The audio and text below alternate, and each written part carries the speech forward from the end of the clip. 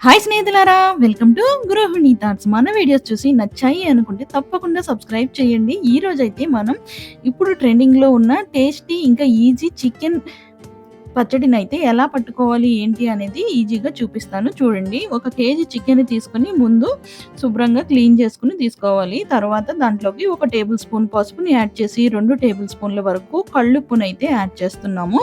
ఇలా యాడ్ చేసిన తర్వాత దీనిలో ఈ చికెన్ పీసులు ములిగేంత వరకు వాటర్ అనేది అయితే వేసుకోవాలి. వాటర్ యాడ్ చేసిన తర్వాత ఒకసారి అయితే మిక్స్ చేసేసుకోవాలి. వీటన్నిటికి పసుపు బాగా పట్టేలాగా మిక్స్ చేసేసుకొని వాటర్ ఈ ముక్కలు ములిగేంత వరకు వేసుకొని దగ్గరికి ఉడికించి వాటర్ అంతా ఎగిరిపోయే వరకు పక్కన పెట్టుకొని ఇప్పుడు వేరుశనగ ఆయిల్‌ని అయితే తీసుకుంటున్నామండి. ఆ వేరుశనగ ఆయిల్‌లో ఉడికించుకున్న చికెన్‌ని కొంచెం కొంచెం వేస్తూ ఇలా లైట్ గోల్డెన్ బ్రౌన్ కలర్‌లోకి వచ్చేంత వరకు ఫ్రై చేసుకొని ఇప్పుడు దానిలో 3 టేబుల్ స్పూన్ల అల్లం వెల్లుల్లి పేస్ట్ ఫ్రెష్‌గా దంచుకున్నదైతే వేయాలండి. అప్పుడే ఫ్లేవర్ అనేది చాలా బావుంటుంది.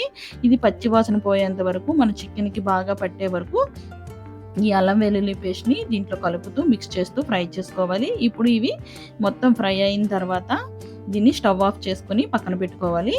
ఇప్పుడు దీంట్లోకైతే మనం ధనియాలు, ఇంకా 9 లవంగాలు, 4 యాలకులు, చిన్న దాల్చిన చెక్క, ఒక టేబుల్ స్పూను ఆవాలు, ఒక టేబుల్ స్పూన్ మెంతులు వేసి గ్రైండ్ చేసుకొని ఆ పౌడర్‌ని దీంట్లో మిక్స్ చేసేయాలి. తర్వాత కల్లుప్పుని గ్రైండ్ చేసుకొని ఆ పౌడర్‌ని కూడా వేసి ఇలాంటి చిన్ని గ్లాస్‌తో కారాన్నయితే 2 గ్లాసుల కారాన్ని యాడ్ చేసుకోవాలండి. ఇలా యాడ్ చేసుకున్న తర్వాత ఒకసారి మొత్తం మిక్స్ చేసేసుకోవాలి. ఇప్పుడు బాగా చల్లారనించి దీనిలో 5 నిమ్మకాయల రసాన్నయితే గింజలు లేకుండా తీసుకొని దీంట్లో అయితే బాగా చల్లారాక యాడ్ చేసేయాలి. ఇప్పుడు దీన్ని మొత్తం ఒకసారి మిక్స్ చేసి ఒక గాజు సీసాలోకైతే మార్చుకుందాము. ఇప్పుడు దీని మీద కొంచెం కాచి చల్లార్చిన ఆయిల్‌ని కూడా గాజు సీసాలోకి మార్చుకున్నాక వేసుకుంటే ఎక్కువ రోజులు నిలవ ఉంటుంది. ఇంకా బాగా నిలవ ఉండాలంటే మనం ఫ్రిడ్జ్‌లో కూడా స్టోర్ చేసుకోవచ్చనమాట. పుల్ల పుల్లగా, కారం కారంగా చాలా టేస్టీగా ఉంటుంది.